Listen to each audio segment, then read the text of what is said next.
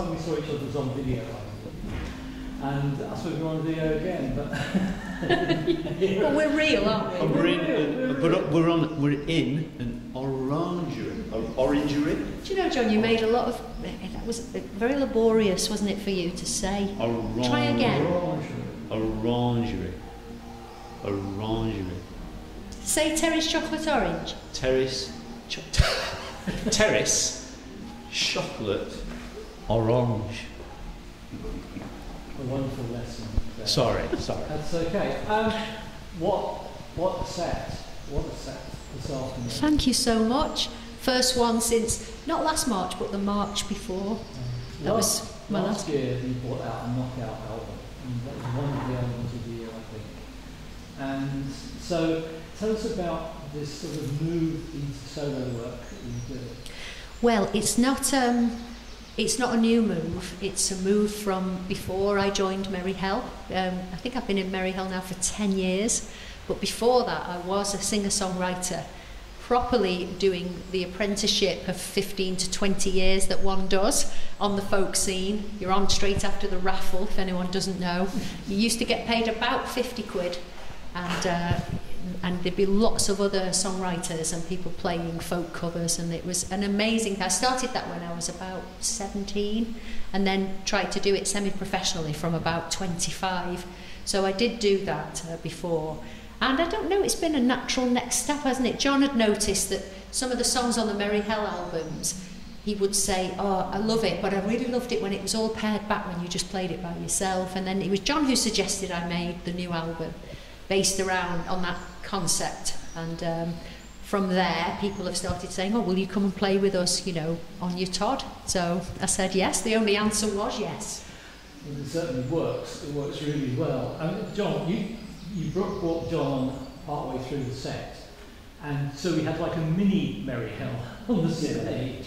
Is that part of the, when you say pared back, is that part of the idea? Well, I mean, just coming back to what Virginia said before, though, she's writing a great kind of work, basically. So she writes, so she's very prolific. Okay, so we've got a lot of songwriters in Merry Hell. So you've got, people need to hear that other stuff as well. And me coming on really halfway through is not, it's not like an extension of Merry Hell. It's trying to sort of like, I think, trying to embellish the songs a little bit, just to make them maybe just make, I don't even like saying step up a gear. It's just to create a difference from the sort of like one guitar and voice sort of arrangement, and then bringing other friends on. It's just a way, maybe at the end of a set, just like sort of with a little bit more oomph. But it's meant to be, it is, but yes, they are more pared back versions. If we do a Merry Hell song, it's by default going to be more sort of unplugged sounding, you know. And you know what? It's nice to take, instead of having big boots on all the time, it's nice to take your shoes off. Put your slippers on. You always love that. Put your big. What was that thing? The big slipper. You're just giving me a really bizarre. Oh, the big Omni slipper. The Omni slipper, yeah. Put your Omni slipper on. How do you feel about it? It was like one big sheepskin slipper, and your mum would have one, and they'd put both their feet in and say, "Oh, I love my one slipper." It's like they'd just be in it, wouldn't they, with their feet? Yeah, but it's a naturally folkier sort of tone because it's pared back. The rock is very much dialed down or subtracted completely. Now, Merry Hell, I've seen you so many times actually rocking the stadium, rocking the church. Rocking the pallet. Yeah, the pallet, yeah, the showroom pallet. A couple of examples. Yeah. Is that what's in store for later today? Yeah, we're gonna rock the beard, because I mean,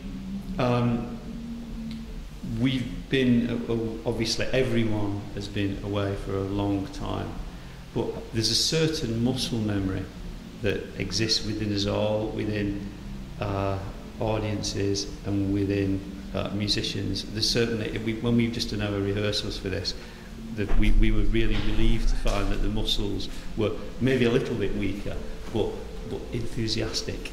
So what you're going to get is full tilt, Merry Hell, playing a fair proportion of new material, because we put in the lockdown period we released an album. Interesting thing to do a big band album remotely rather than doing it in a classical studio format. So one of the things with that is you've got to, because we never rehearsed those songs live, we just did them by sending parts to each other.